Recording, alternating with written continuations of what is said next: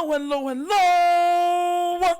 You're tuning into another episode of The Wunderkind Show. Today's first topic, and before we go any further, happy 4th of July. Please be careful with the fireworks. But today's first topic is, does Lamar Jackson have a clutch factor? Now look, I told you guys, once again, it's called foreshadowing.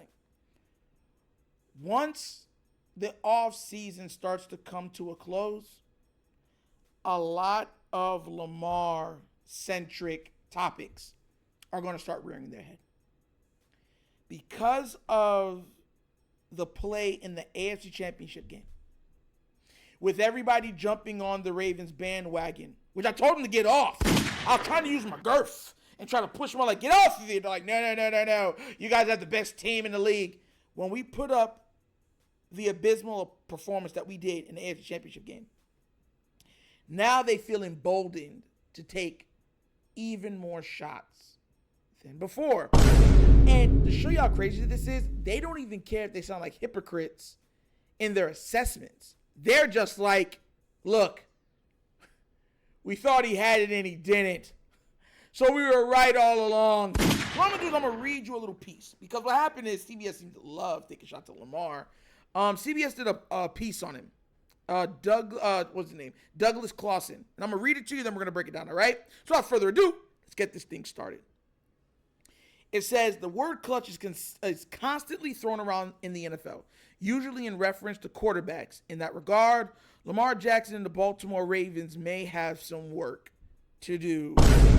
CBS Sports' Douglas Clawson recently ranked the top 10 clutch quarterbacks in the league based on their conversion rate on game-tying / go-ahead drives in the fourth quarter and overtime, as well as their expected points added, EPA, in said situations. Jackson just barely made it onto the list, coming in at number 9. This is a quote.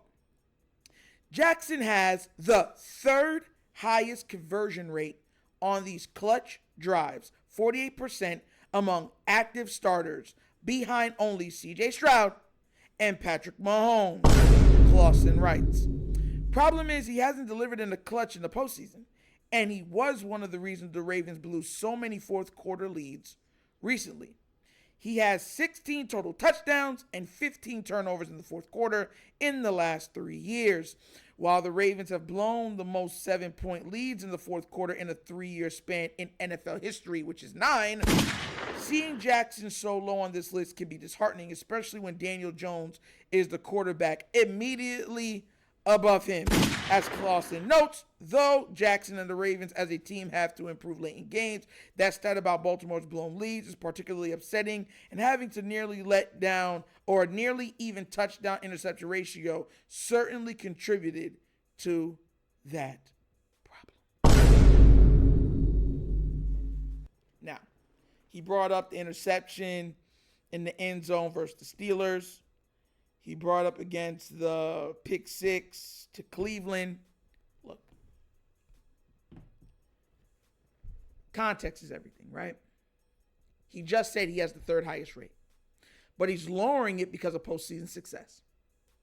Do you know when we were blowing those 7-point leads and stuff like that, what we were doing in those games? Those games should have been put away.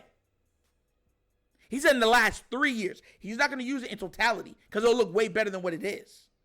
The last 3 years. So the 2 years where he was hurt, the year where everybody was hurt. Remember those games where we kept blowing it and I'm like, bro, what are the coaches doing? We would have a lead of 10 or 11 points and they would just literally go 3 and out, 3 and out, 3 and out, 3 and out. And give the ball back and say, oh, we're going to ride the defense to the victory. And the defense is going to bring us the victory. Then it's like, all right, Lamar, save us. I know you guys remember this. Now they're using that to take even more shots.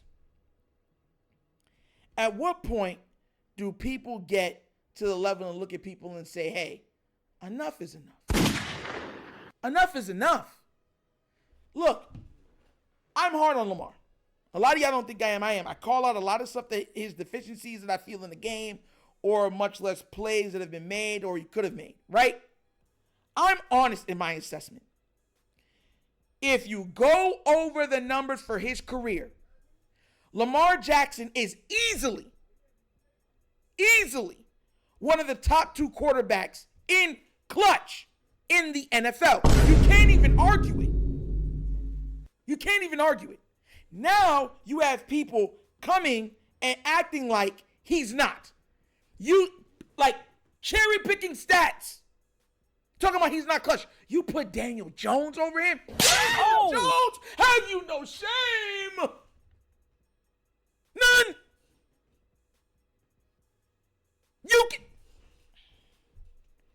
You can with a straight face say that Daniel Jones is a better clutch player than Lamar Jackson. You see, this is the foolishness that I'm trying to tell y'all. It's like, at what point do y'all come together and say, bruh, like, stop with the foolishness? That's so contradictory. It's like, so a quarterback that can't stay on the field, a quarterback that hasn't won as many games, a quarterback that hasn't done even half of what he has, he's better in the clutch than him. All the stats say it's wrong. But God about say that. You know, once again, this is why I try to tell y'all why I say I want Lamar and the Ravens to blow out their competitors. This is why I don't want them taking their feet or their foot off the gas. How many times during the regular season did I look at y'all and I said, keep on pouring on the point? Hey, someone can get hurt. No, we don't want to do that. Just run the ball and try to run out the clock. I'm looking at y'all like, you guys are foolish. How many times have they came back on us? How many fourth quarter leads did we blow? How many times did y'all say lean on the defense and the defense couldn't do it? And y'all were wrong.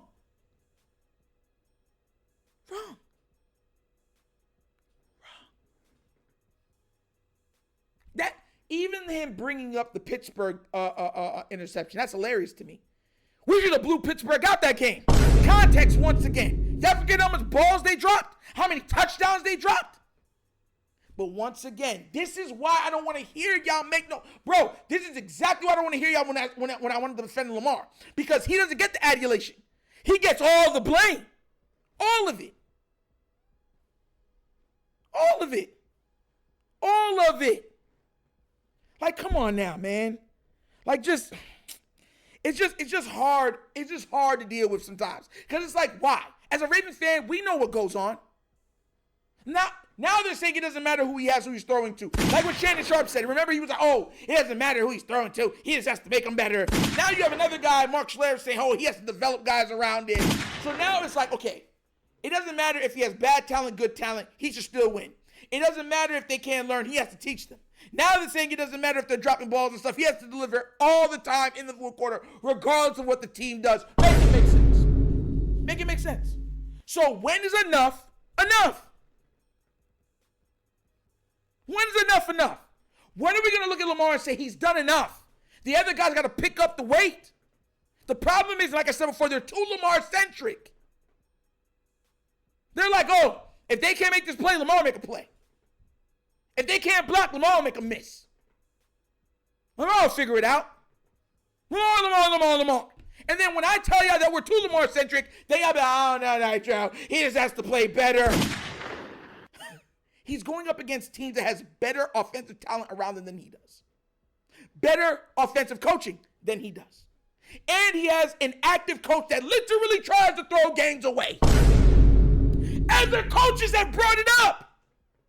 Tomlin has called out Harbaugh for throwing away games. Yeah, we know what they're going to do. They're going to throw it away. It's fine. And y'all going to come here and act like something else? Hey, yo. Oh.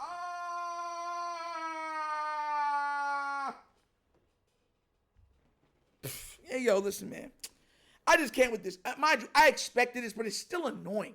Because it's like you guys just contradict yourselves. Jeez. But what do you guys think on this 4th of July day? Do you agree with me, or do you agree with him saying Lamar's not clutch? Let me know what you think down in the comment section, please, all right? But as always, that's the episode of The Wunderkind Show. Thank you for watching. Y'all know how we get down. We have fun and we laugh, but everything we talk about rooted in what? Facts and truth.